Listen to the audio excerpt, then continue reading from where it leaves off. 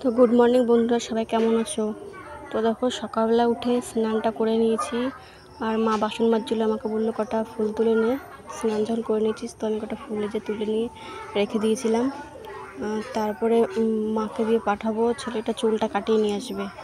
চুল টুল কাটিয়ে নিয়ে এসে তারপরে যাবো ওকে খাইয়ে। তো প্রেশারে দেখো অল্প কটা পেঁপে দিয়ে আলু দিয়ে সিদ্ধ দিয়ে আমি ভাত বসিয়ে দিয়েছিলাম। আর আমি মুড়ি আর একটু কলা দিয়ে একটু খেয়ে নিলাম। ও তো গেছে চুল কাটতে মার সাথে, আসলে পরে তারপর স্নান করে খাইয়ে নিয়ে যাব।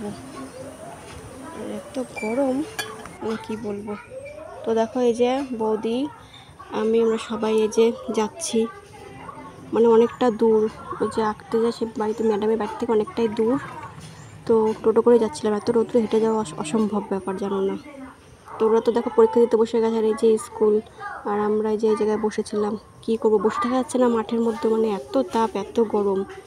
একটার সময় পরীক্ষা শেষ হবে, তারপরে নিয়ে যাব বাড়ি থেকে, 1:30 বেজে যাবে। আর দেখো টোটোতে দেখো আমার ছেলে তো জল খাচ্ছে, বোতল ভরে দিয়েছিলাম, আবার ওখানে একটা জলের ছিল, সেখান থেকে জল নিয়েছি, জল নিয়ে মানে পুরো জলটাই খেয়ে নিয়েছে। আর দেখো যে মা এসে দেখি মা রান্না করেছে, মাংস করেছে, ঝোল করে দিন, কষা কষা করে পটল ভেজেছে, কাঁকরোল ভাজা।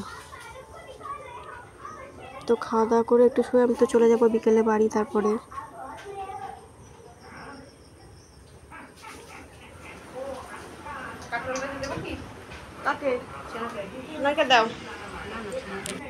তো দেখো বন্ধুরা যে বাড়ি চলে এসেছি বিকেলে, দেখো কতগুলো ব্যাগ নিয়ে হেঁটে আসা যায় বলো। সবাই ভালো থেকো, টাটা সবাইকে।